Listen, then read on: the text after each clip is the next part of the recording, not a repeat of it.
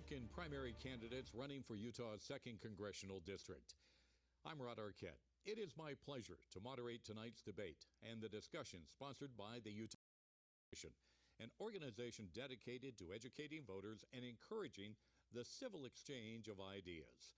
The candidates invited to speak here tonight are Colby Jenkins and Celeste Maloy. Now, if you are watching or listening live, you are welcome to send your reactions and questions on social media to the hashtag UTDebates. The format for this debate is as follows. Each candidate will have a predetermined time to respond to the questions, and on occasion, there will be rebuttal time as well. A random drawing held prior to the debate determined that candidate Colby Jenkins will get the initial response to the first question tonight. We'll then alternate turns on the remaining questions throughout the debate tonight. Okay, so let's begin with the debate. And the first question going to you, Mr. Jenkins. What is it about you specifically that makes you the best candidate for this job? Well, let's begin with I am a Utah native, born and raised in Roosevelt, Utah, small town Roosevelt, Utah. I went to the United States Military Academy at West Point. I'm a combat veteran Green Beret. I've served as a Green Beret liaison to Congress, working in the Senate, the House of Representatives, and then as a senior advisor to the Pentagon. What you're going to get from me specifically is what you've gotten for 3 decades already, and that's service to the nation. That's defense of our Constitution. You're hiring me to continue defending that Constitution. You're not hiring me to surrender to the Joe Biden, Chuck Schumer policy agenda. You're not hiring me to vote for $1.2 trillion in omnibus spending. That does not secure our border, and that does not contain or control government spending. That's what you're not hiring me to do. So what makes me specifically good for this is the 3 decades of service that you've already gotten already. Ms. Maloy, what is it about you specifically that makes you the best person for this job? I'm uniquely qualified to represent the 2nd District because I am 2nd District through and through. I'm a graduate of Southern Utah University. I spent about a decade in Beaver, Utah, working with farmers and ranchers, literally getting my hands dirty, helping the people in Utah's 2nd Congressional District. I went to law school so I could change policy, and then I went to work in Washington County, fighting Utah's fights against the federal government. I didn't realize it as I was going along, but everything I've done in my adult life has been preparation for being able to represent this district right now. We have a bigger federal government than we need, and the people in Utah's 2nd District want a smaller, more accountable federal government, and I know how to do that, from being a deputy county attorney in the district to being a staffer for Congressman Chris Stewart and fighting the 2nd District fights from Washington, D.C. I've been preparing to do exactly what I'm doing right now as the Congresswoman for Utah's 2nd Congressional District. Our next question, second question, we'll direct to Ms. Maloy to begin with. If elected, you will likely be part of a very narrow minority or majority divided Congress. How would you take on the responsibility of the importance of your vote in a closely divided Congress to the benefit of the 2nd District? Luckily, I have some experience doing this. I've been representing the 2nd District for 6 months now in a historically small majority. And even though every district only gets 1 vote, an individual can have a lot bigger influence than 1 vote. And what that requires is some experience, a lot of know-how, and the ability to build relationships and work with coalitions. So what I've been doing as the representative for this district is working with people all across the spectrum of political thought. I have introduced bills, I've co-sponsored bills, I've shown up for my colleagues on issues, and because I've done that, I've been able to get a lot more done than a freshman can usually do in their first 6 months. I have 1 vote, but I have a bigger influence in a small majority than just 1 vote because I know how Congress works and I know how to get along with people and how to work with people to get things done for the 2nd District. Mr. Jenkins, would you like me to repeat that question for you? Okay, if elected, you will likely be part of either a very narrow majority or a very narrow minority in a closely divided Congress. How would you take on the responsibility of the importance of your votes in a closely divided Congress to the benefit of the 2nd Congressional District in Utah? Thank you. Well, let's be clear. We have a supermajority of the American people behind us. We may have a slim majority, but that 1 voice can have tremendous influence and power. When that 1 voice in a slim majority continues to vote like my opponent has, with the minority of Democrats, then that slim majority becomes nothing. Now is the time to lead. Now is the time to not surrender. Some examples. When that slim majority allows the minority to pass the $1.2 trillion omnibus spending bill that does nothing to secure our border, that sends $500 million of your taxpayer dollars to the government of Jordan to secure their border, then that's when a slim majority is failing. And the only reason it fails is because that slim majority is failing to lead. And let's ask ourselves why. When every Democrat votes yes to support the Joe Biden, Chuck Schumer policy agenda, and enough Republicans like my opponent get picked off and vote with those Democrats, then that slim majority becomes nothing. I will fight to stand with that slim majority because our American people are demanding leadership, not surrender. Possible follow-up then would direct it to Ms. Maloy first. Knowing the situation possibly in Congress after the vote this fall, will this increase or decrease your ability to compromise? Well, you just pointed out that we'll probably have either a slim majority or a slim minority. When you have a really narrow margin, it requires taking really tough votes. So the ability to compromise is key. And people ask me about compromise all the time. Sometimes compromise gets a bad rap. Compromise is a great thing when we're talking about matters of degree or matters of opinion. I don't compromise on matters of principle, and that increases my ability to compromise with my colleagues. They know where I stand. They know that I'm a conservative Republican. They know I represent Utah's 2nd Congressional District, and that I'm unbending on things that matter to Utah. But when it comes to whether we have a 5% cut or a 10% cut in a budget, there's some room to compromise there. And in a really closely divided Congress, compromise is required to get things done.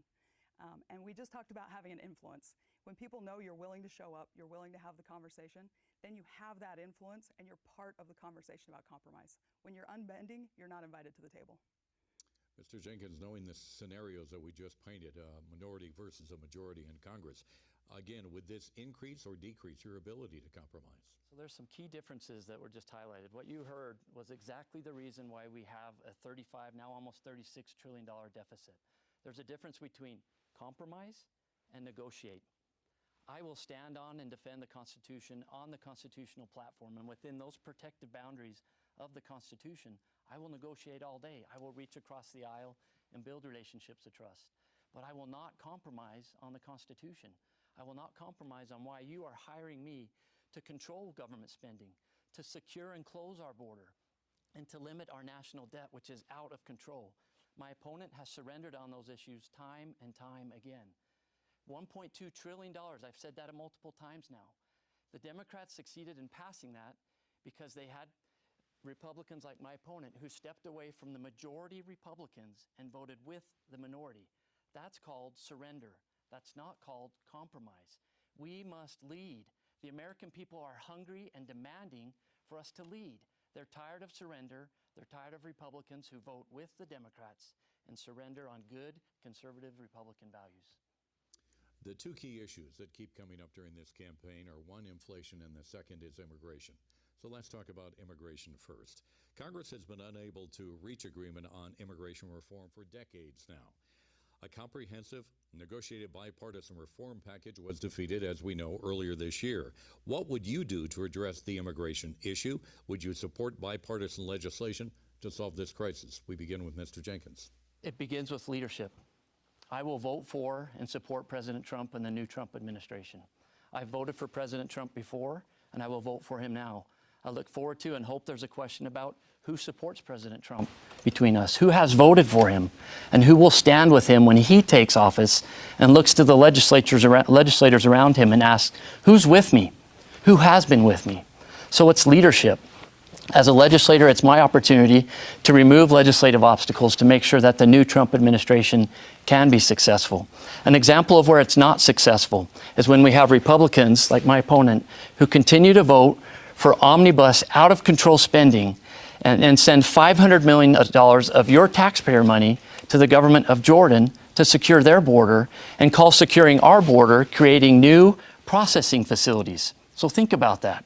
New processing facilities so that our border guards can now more efficiently and quickly subsidize and process illegal immigrants into our country. That's not securing our border. That's not what I will do. Ms. Maloy, would you like me to repeat the question, or are you okay? No, I can remember the question. So we do need immigration reform. Our border is a mess. I've been to the border twice in the short time I've been in office. And what I saw both times, once in Texas, once in Arizona, is that we have law enforcement that's overwhelmed. We're not in control of our border at the moment. And any immigration discussion has to start with the border. We have to get our border under control before we decide how to fix legal immigration, which does need to be fixed. What I saw in Arizona specifically was local law enforcement trying to do the job the federal government should be doing. So what I want is to have President Trump back in the White House. We know how to control our border. It was under control 4 years ago. It's out of control now. The thing that changed is the administration. It's not a funding issue at our border. It's a matter of political will.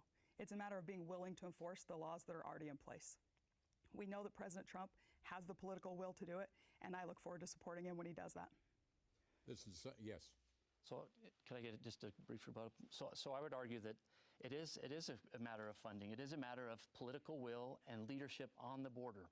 President Trump, when he takes office, he wants people who will not undermine him. He wants people who will not send our taxpayer dollars to fund and control the borders of other nations. We need leadership at the border, and we need legislators who are willing to stand up and defend our border. I'm a combat veteran. I do not need to go to the border to know that we're being invaded. What we need is leadership, we need funding, and we need leaders who will stand up and remove those obstacles instead of shipping our taxpayer dollars to other countries to secure their borders. Ms. Maloy, you have 30 seconds to respond to that if you'd like. Yeah, I'm going to quickly rebut that. So there's a false equivalency being used here between the Jordanian border and our border. Remember a few weeks ago when Iran sent a swarm of drones to Israel and we were all holding our breath to see if they just started World War III? Jordan shot down a lot of those drones. They play an important role, and their border plays an important role in keeping peace in the world and in a proxy war that we don't want coming to our shores. Supporting Jordan and their border is called leadership. We do need leadership. It's not something that's robbing from our border. Our border could be secure at the same time we're supporting Jordan if we had a president who would enforce the laws that are already on the books. But imagine if we had $500 million at our border.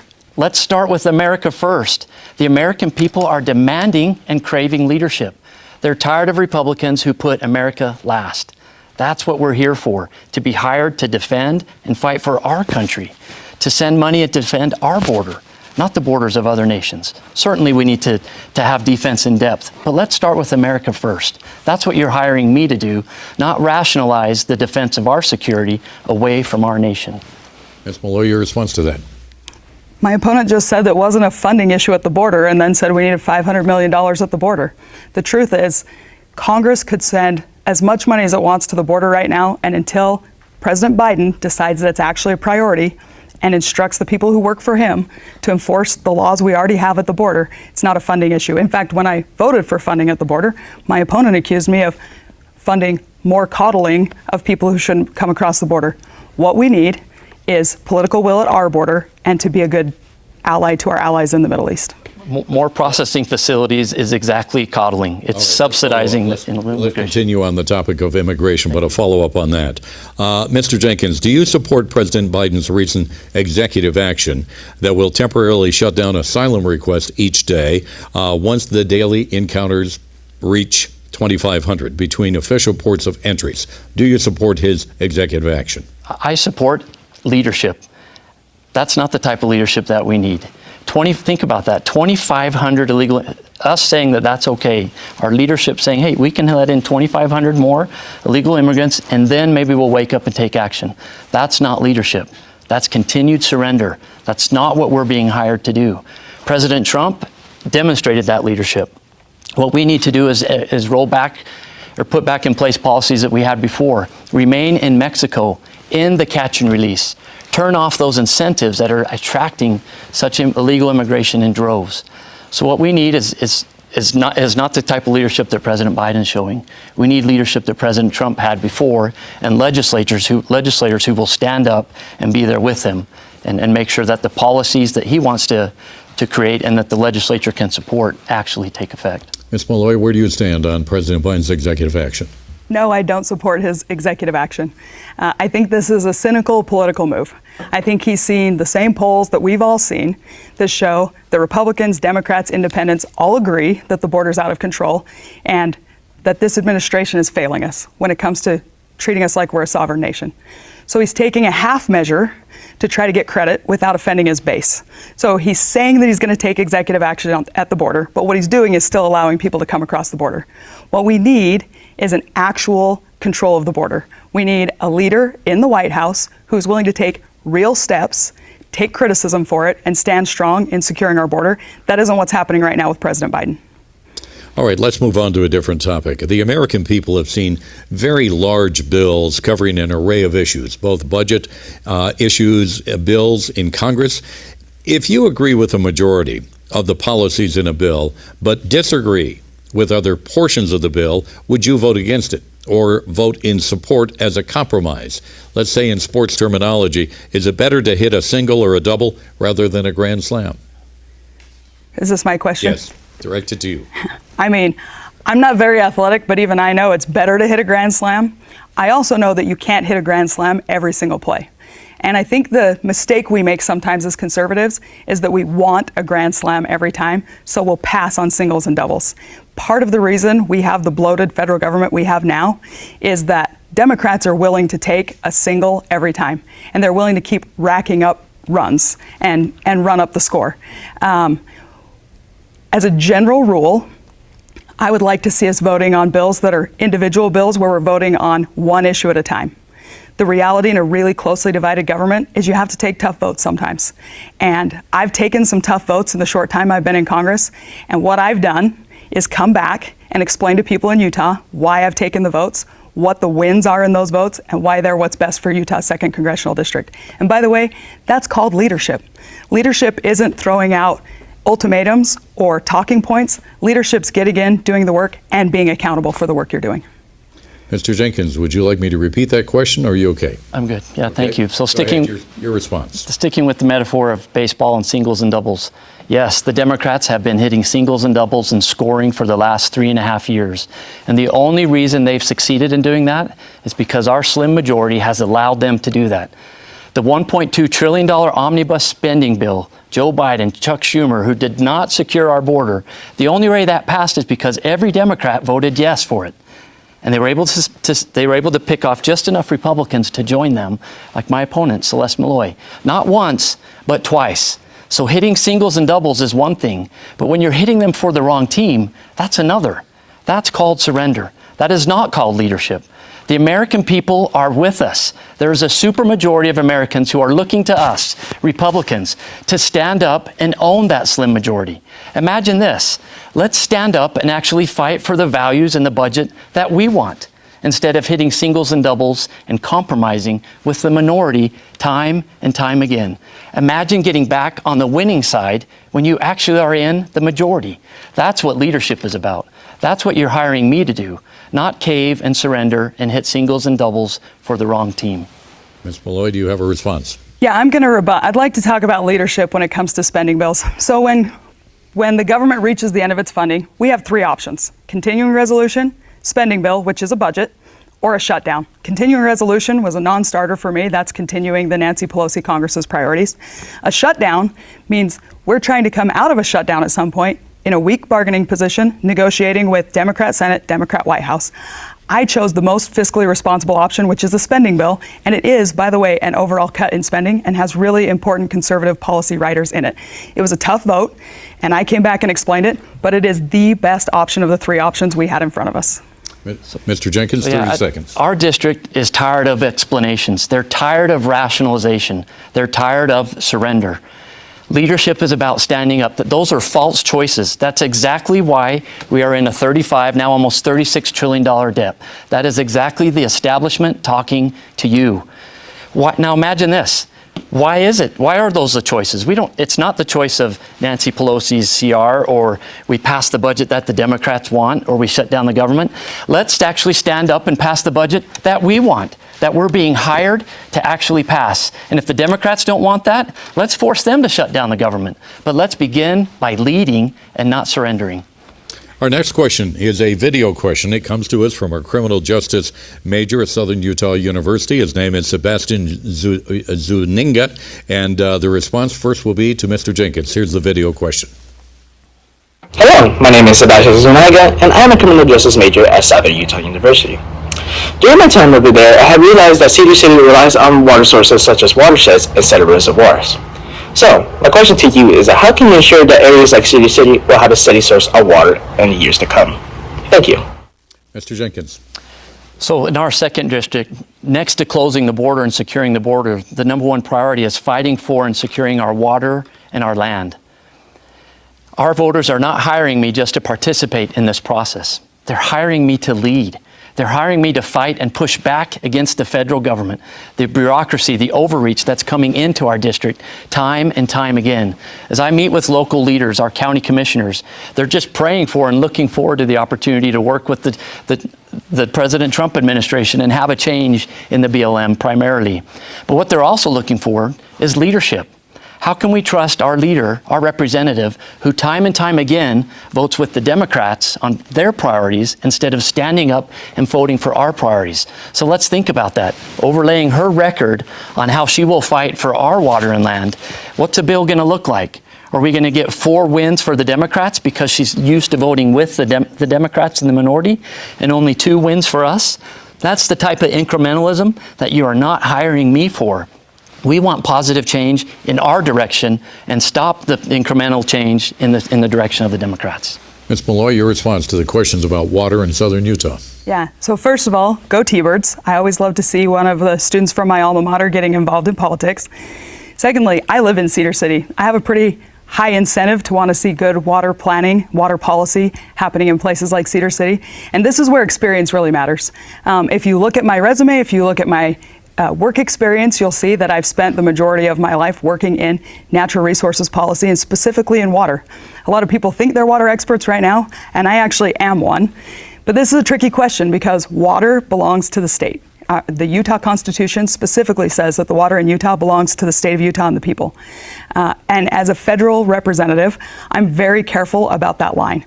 I have done a lot of water policy in my life, but I try not to get ahead of the state in their water planning. Right now, the state of Utah, the counties, the local governments are doing a really good job of looking forward and planning for long-term water policy, and my job as a representative is to support them and make sure that they have help getting through federal permitting and getting federal money when they need it. That's what I do because that's the right lane for your federal representative to be in.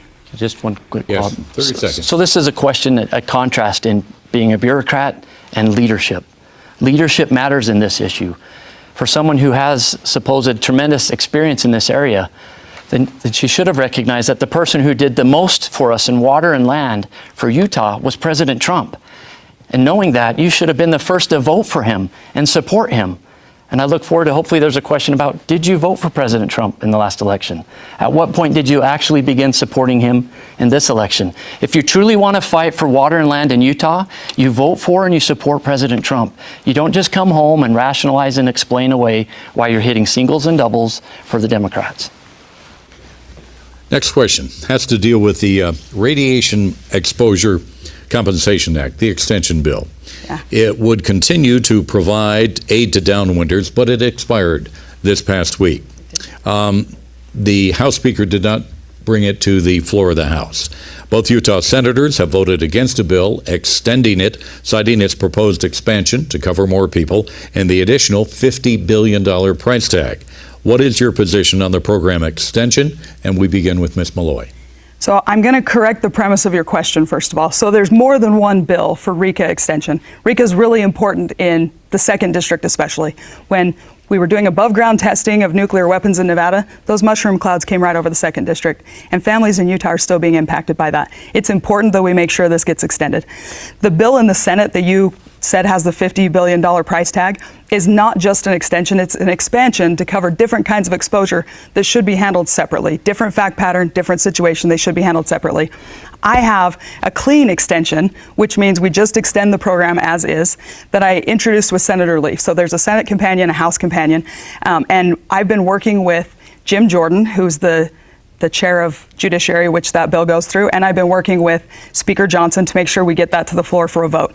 There's also a bill out of Wyoming that marries up downwinders with uranium miners, and that could also move. But what we need is a right-sized bill to make sure that Utahns are protected, and that's what I introduced. Mr. Jenkins, your thoughts on the radiation exposure compensation bill? Yes, similar to with our promises to our veterans, we must honor the promises that we've made, our government has made to those who've been affected by our actions and by answering the call for, like she alluded to the testing and the effects of that. But here's where we roll back to, how can we trust the leadership and the rationalization of my opponent when she continues to put our priorities, our conservative Republican spending priorities, on the back burner to what the minority party is demanding. If we want a clean bill, what does that clean bill look like? How many of our Republican priorities are going to be in that have not been compromised to the minority Democrats? So back again where I began with, we have a supermajority of American people on our side. We have a slim majority, but we need to stand up and lead. We cannot lead from a position of weakness by continual compromise, stepping away from Republican values that allow our principles to no longer have a seat at the table. And so that's why we're continuing to lose these types of battles, because that leadership does not begin from a position of strength. Instead, it begins from a position of hitting singles and doubles for the other team. Ms. Maloy, do you have a response? Yeah, just a quick lesson on what a clean reauthorization means. It means it reauthorizes the program exactly as it is. There are no other priorities thrown into the bill for 2 years. It would reauthorize the Radiation Exposure Compensation Act and take care of the downwinders in Utah exactly the way it's been. The bill out of the Senate has a lot of other priorities in it, way too big of a spending price tag. That's why that bill can't pass. It's collapsing under its own weight. And what I'm working with leadership and with my colleagues in the Senate on is a clean reauthorization. Mr. Jenkins, a response. So once again, I question and I do not trust her voting record speaks for how she has represented us and the types of bills and compromises that she is willing to take. When you vote not once, but twice for the Joe Biden, Chuck Schumer omnibus spending packages, that's not what Republicans are being hired to do. When you vote not once, but twice for warrantless wiretaps on U.S. persons, that's not what Republicans are being hired to do. So I question the leadership and the ability for her to bring bills to us that are actually worthy of Republican values. Candidates, thank you very much for your answers so far. We have now reached the halfway point of the debate. Once again, debate featuring Republican primary candidates in Utah's 2nd Congressional District, Colby Jenkins and Celeste Maloy. Once again, I'm Rod Arquette. We encourage you to submit questions during this live broadcast. Use the hashtag UTDebates on social media. Now, let's get back to the debate. We begin with a question to Mr. Jenkins first. The Northern Corridor is a proposed 4-lane, 50-mile-per-hour highway that would be constructed through Red Cliffs National Conservation Area and would connect northwest and northeast St. George. Please tell us why you either support or oppose the Northern Corridor. Mr. Jenkins. I support the Northern Corridor. I live in the Northern Corridor. Unlike my opponent, I actually live there and I own a home and I pay taxes. I'm actually a resident in Washington County in St. George. So I look forward to that becoming a reality.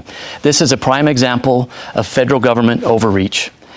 This opportunity was actually on its way to fruition and to reality until the Joe Biden administration came into power. And that's when the BLM, the new director of the BLM, and all the agencies that are impacting the Northern Corridor process put the brakes on and now caused us to spend more unnecessary taxpayer dollars to put this into oblivion, essentially. And so now what we need to do is have leadership. We need, again, President Trump back in the White House, a new director of the BLM who's going to look around and say, who's with me? Who's with me? Who's going to actually work for the people back in your district? And they're going to look to their left and right, and they're going to see a combat veteran. They're going to see somebody who actually voted for President Trump and somebody who has not hit singles and doubles, once again, for the Democrats time and time again. That's the kind of trust that the new Trump administration, the new director of the BLM, and our local leaders are looking for so that Northern Corridor can actually become a reality. Ms. Maloy, your position on the Northern Corridor. My position on the Northern Corridor has been very clear from the beginning. I don't know that there's anybody who has more experience working to get that road permitted than I do. I worked on it as a deputy county attorney in Washington County. And speaking of the Trump administration and their green lighting of the project, I was the person pushing that process as a political staffer. And the question has been raised whether I can work with the Trump administration, how long I've supported him. President Trump's Secretary of Interior, David Bernhardt, endorsed me in this race because of the work we did on issues like the Northern Corridor when he was in office. And that's only one of two cabinet level endorsements I have out of the Trump administration. So I think that can put that question to rest. And as far as the Northern Corridor goes, it is a prime example of what's wrong with the bureaucracy in our country. It's a road that the local governments have known they needed for years, have been working on for years, even went to the federal government and compromised to get. And the only reason we're still talking about it years and years later is because of inefficiency and bureaucracy in the federal permitting process. And that's something I'm uniquely positioned to strip down and make simpler so that Utahns don't have so much federal government interference in their day-to-day lives. Mr. Jenkins, you have a response. Yeah, so two points of clarification. So before the special election last year, you were actually part of that bureaucracy. You were part of that bureaucracy. Before that, at what point did you actually start supporting President Trump? Was it after Nikki Haley dropped out of the race or before? It's okay to have people who are on his staff level representing him, but when you fail to lead and actually stand up and support the President of the United States, President Trump, and say that you're going to endorse him and work with him until it's convenient, then that's not leadership, and that's not what our local leaders are looking for, and that's not what the Trump administration will be looking for when he wins. Ms. Maloy, you have 30 seconds to respond. Yeah, so I think the best way to tell who's supportive of someone is what the people closest to them are saying. The people closest to Trump endorsed me in this race. I said all along I'd support the nominee. Trump's the nominee. I support him. I worked well with him before. In fact, during his administration, I could walk into the Department of Interior, get a meeting with a cabinet level secretary, and fix problems for our local elected officials, which is why I have a really long list of local elected officials who are endorsing me. They've worked with me. They've seen the work I do to clear red tape for them, and they want me to be able to keep doing that for the people of the 2nd District. And that's why the Northern Corridor remains in limbo. Let's move on to another topic. Our favorite topic. Let's talk about taxes, if we could. The personal income tax cuts passed by Congress in 2017, commonly known as the Trump tax cuts, will expire in 2025. Do you favor the extension of these cuts? Why or why not? And we begin with Ms. Maloy. I favor the extension of the Trump tax cuts, and I'm excited to be there while we're talking about the new tax bill, because we've got to make sure that more money stays in Americans' pockets.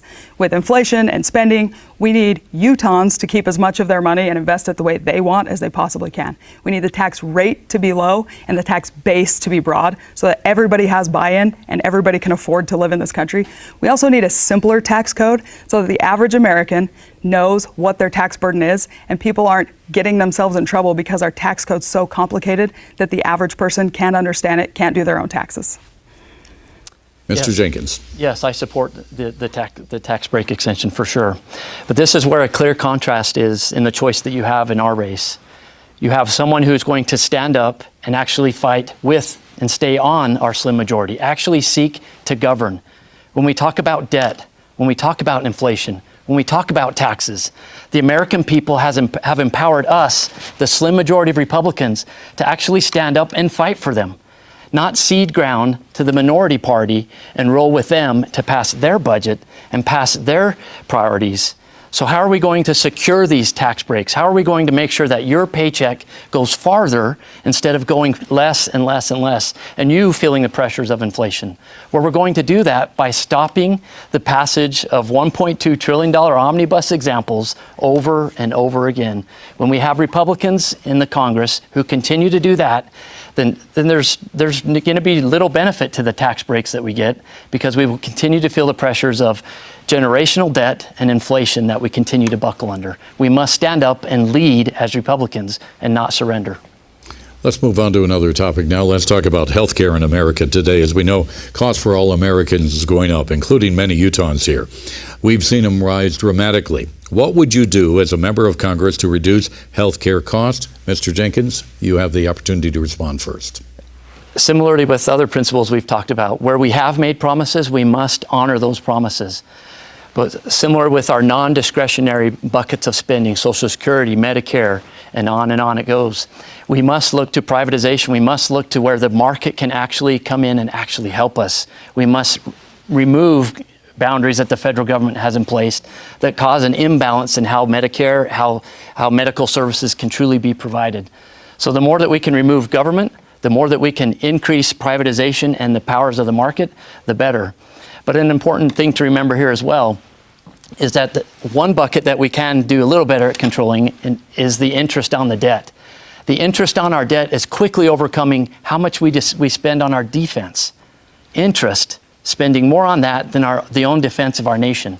We can control that by spending less, by stop voting for omnibus spending packages over and over. I sound like a broken record, but the American people are demanding that. They're tired of reckless spending that contributes to the pressures of debt and inflation that don't even allow us to get to proper medical coverage. Ms. Maloy, what about the concern Americans have on the cost of health care? What would you do as a member of Congress to reduce those costs?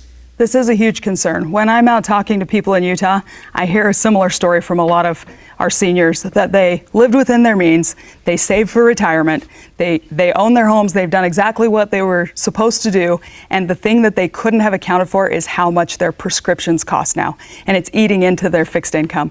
I've worked a lot with the independent pharmacists in Utah, and they face a similar problem to what we have in the government. There's too much bureaucracy in the healthcare system. There are middlemen between the patient and the prescription provider who are running up costs, and it's hurtful to the small businesses in Utah that are anchors to the main streets in our small towns. It's also hurtful to the people who need the prescriptions. So what we need to do is simplify this process so the people who have worked hard, paid their way, saved up, aren't going broke in retirement because they can't afford their prescriptions. We need to apply the same thing even to privatized healthcare that we're talking about in government. Remove a lot of the red tape, remove a lot of the middlemen, and have healthcare decisions be made between patients, doctors, and providers. So we must ask ourselves, why are those paychecks from the fixed income going less and less? Why are they not going as far as they used to? Generational debt, inflation. Where does that come from? It comes from members of Congress who continue to pass omnibus, out-of-control spending bills. Those members of Congress who have done that during this most recent history are every Democrat who voted yes for both omnibus bills and my opponent. Not once, but twice. So yes, prescription drugs are becoming more expensive, but those paychecks aren't going as far because our leadership continues to give them a bill of goods that they cannot afford. Ms. Maloy, 30 seconds to respond. I'm going to rebut that because the problem with government spending is the spending that happens outside of the appropriations process. During the last Congress, when we didn't have a majority in the House, we passed huge spending bills like the IIJA and the ironically named Inflation Reduction Act. The bill he keeps talking about that I voted for is a budget, and it was a cut. So what we need is for Congress to be spending money through the appropriations process and cutting back every year, which is what we're doing, and not passing these big outside of the appropriations spending bills. Those do cause inflation, and the only thing standing between us and those kind of bills right now is the slim majority in the House of Representatives that I'm part of. Let's move on to another topic now. Can I just get one brief point on the cuts? Very quickly. So this is a perfect example of Washington, D.C. math. When you expect to gain 10 pounds, but you only gain 8, that's not a cut. You still gained 8 pounds. That's the precise reason why we are now in 35, now almost $36 trillion of debt, because of those cuts that legislators like my opponent continue to justify on your backs. Those are not cuts. Let us be clear, those are not cuts. And that slim majority will not exist as long as we do not govern as a slim majority. Ms. Maloy, you have 20 seconds. They are in fact cuts, and one of the most important things to note about that bill, a minibus bill and the cuts, is that we broke the parity between defense and non-defense spending. So the non-defense cuts are actually quite large, and we increased defense spending, which is important because China's outspending us in military technology. So we not only moved to catch up with China, but also ended up with an overall cut while doing that. All right, let's move on to another topic now. $36 trillion in debt. How's that a cut? With the Dobbs case, the U.S. Supreme Court returned the regulation of abortion to the states. However, we have seen recent debate that there should be a federal legislation on this issue of abortion. Would you support legislation that allowed abortion up to 15 weeks? Why or why not? We begin with Ms. Maloy. Yeah, I've been consistent on this one. I am unapologetically pro-life. I wouldn't support any legislation that allows abortion. I am supportive of the Dobbs decision and this being returned to the states. If there's a federal bill banning abortion, I'm not going to pass the opportunity to vote in favor of banning abortion. But I want it left to the states. I think the states are better at making these decisions, but too often we get caught up in these debates over how many weeks and what the exceptions are. And I think as Republicans, we do this a lot. Instead of staying focused on the end goal, we get caught up in the short-term debate. The end goal is we want to protect life. And that's where I am. I'm all in on the end goal of protecting life. Mr. Jenkins, your thoughts on a national ban on abortion or 15 weeks? Where do you stand? I support life. I protect life just like I've protected this nation with my life. It's important that we do that. I support our Constitution. The Constitution and our method of federalism right now has the abortion laws pushed down to the states, and that's where it needs to be right now. That's the law of the land. But let's take a closer look at the contrast again that you have in the choice before you. My opponent says she will not support legislation that supports abortion, when in fact that's exactly what she did in the most recent $1.2 trillion Joe Biden-Chuck Schumer omnibus. Just like in every spending bill, there is always what's called the Hyde Amendment. That's gone back, and that's been in every appropriations bill for decades. That specifically prevents federal funding from funding an abortion. But what government doesn't tell you in the establishment is what happened in this bill. More than $2 million went to a clinic that performs late-term abortions to make sure they have the most standard, up-to-date equipment. On and on we go. So you can say that you don't support legislation that supports abortion when in fact you supported a spending bill that provided more than multiple millions of dollars to late-term abortion clinics. That's not protecting life.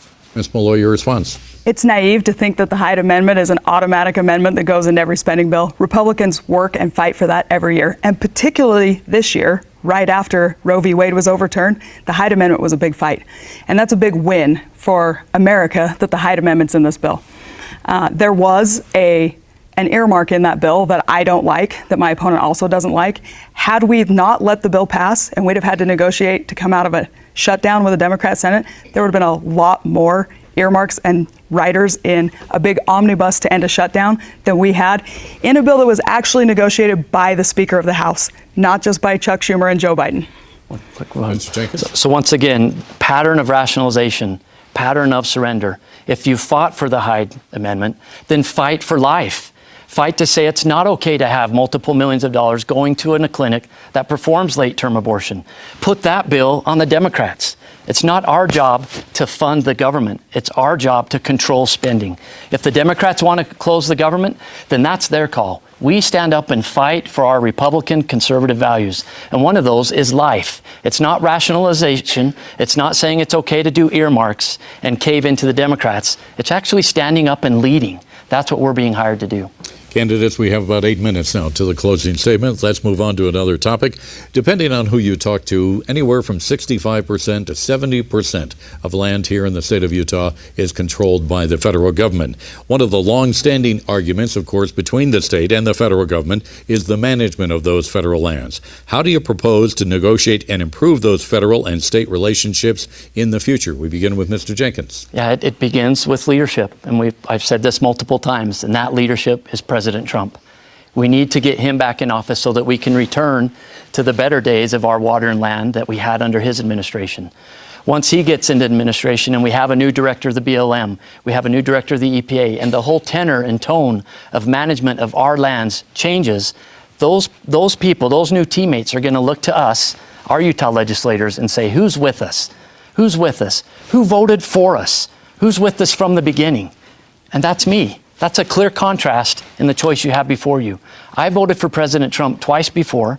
I voted for him in this year's primary, and I will vote for him again. That type of unwavering support, not the desire to undermine as Republicans have done in the past, or to hold your cards and wait till it's clear that you can support him, like my opponent has done.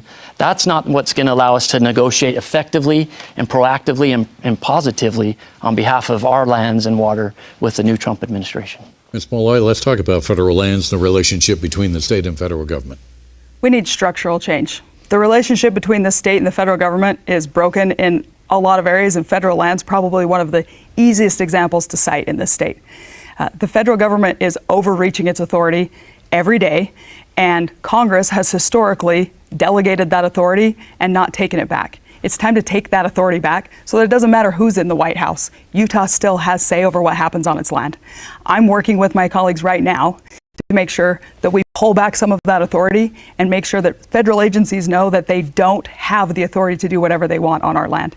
And it's exciting right now because the Supreme Court looks like it might be willing to overturn the Chevron case that says the court will defer to agencies in the absence of clarity from Congress. So this is the time to have people in Congress who understand federalism, separation of powers, and the proper role of the legislative branch and the executive branch. What we don't need is things flipping back and forth every time we get a new occupant in the White House. Mr. Jenkins, your response. So how do we control the federal bureaucracy when we continue to fund them? Giving the FBI $200 million like you did in the last omnibus spending package is not a way to rein in or control the FBI. $200 million.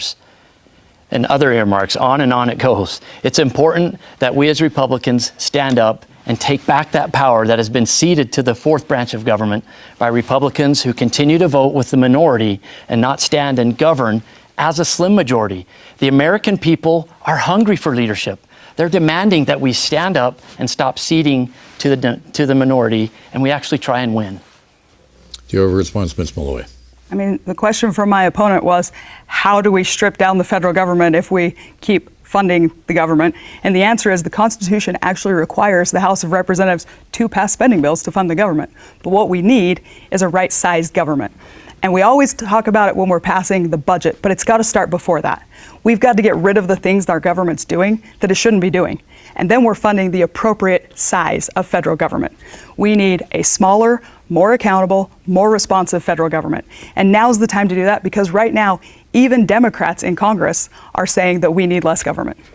Mr. Jenkins. How are we making government smaller when we continue to fund the Joe Biden, Chuck Schumer $1.2 trillion omnibus spending package?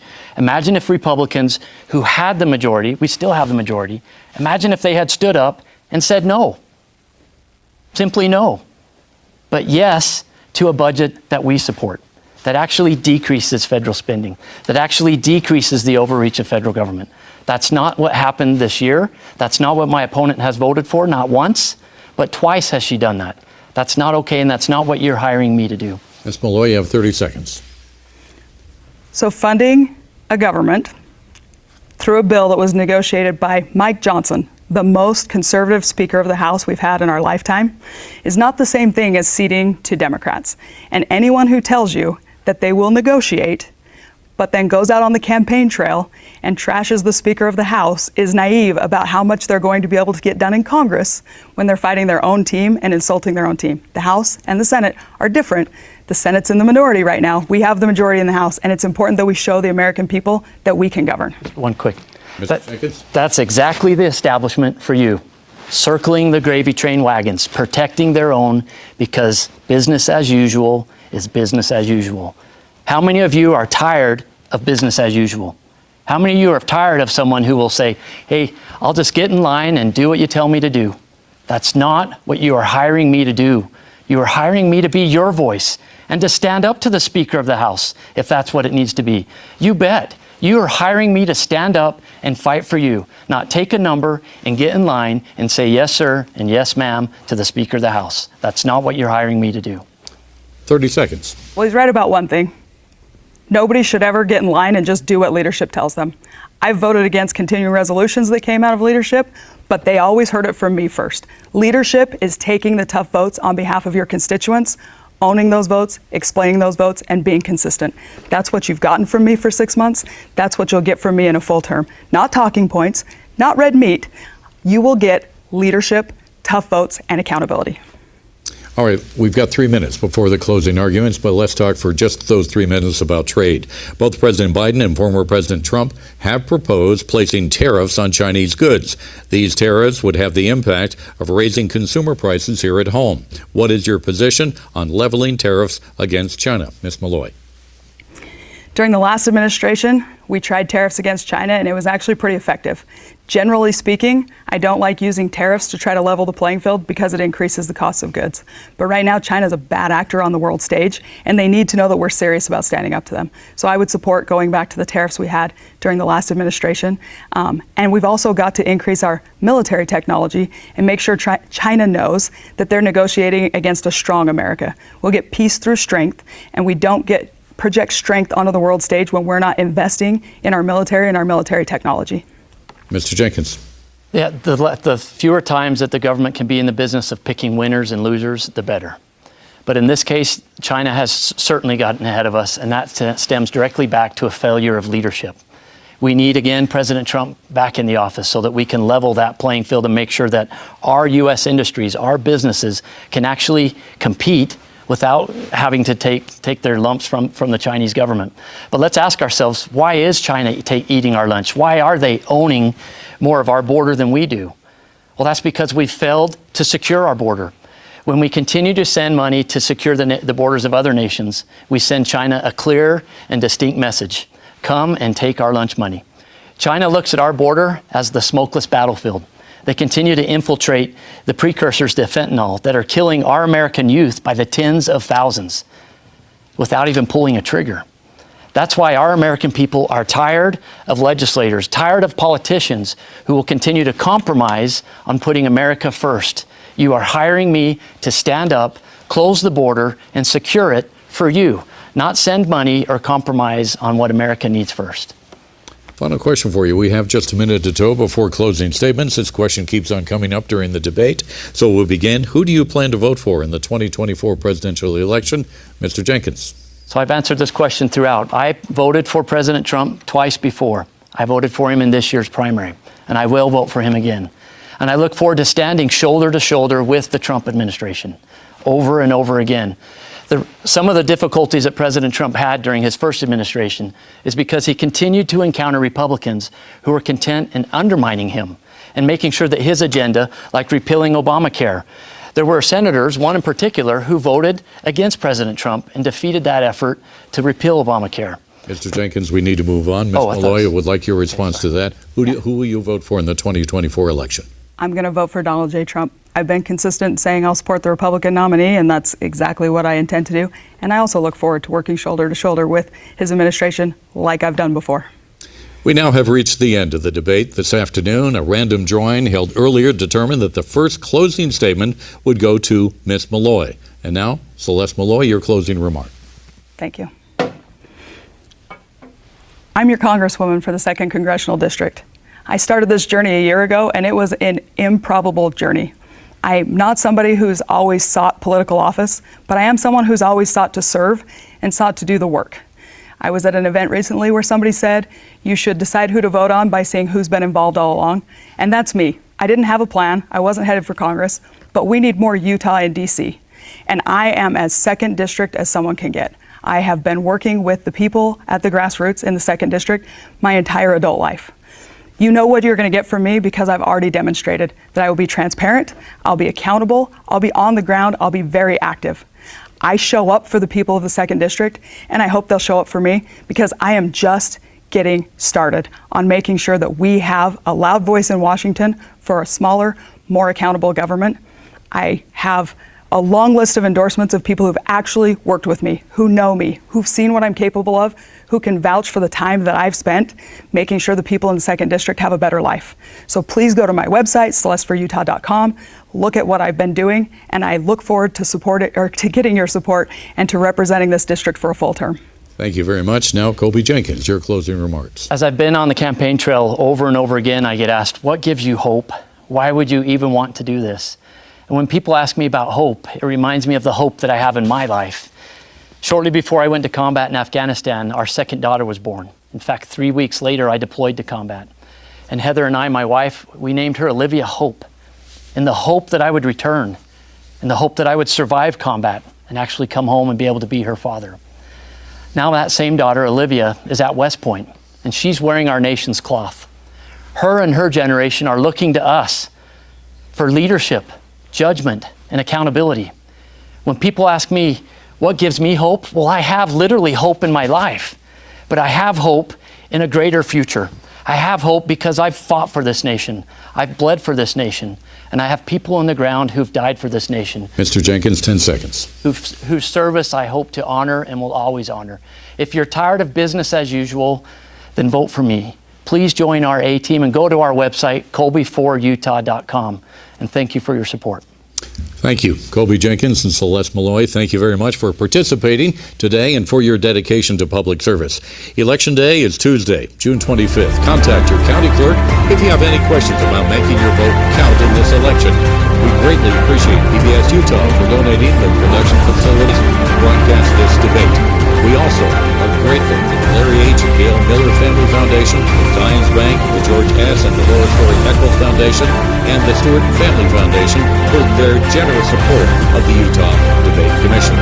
This debate and others from previous years are available online at utahdebatecommission.org. I'm Rod Arquette. Thank you very much for joining us, and have a good day.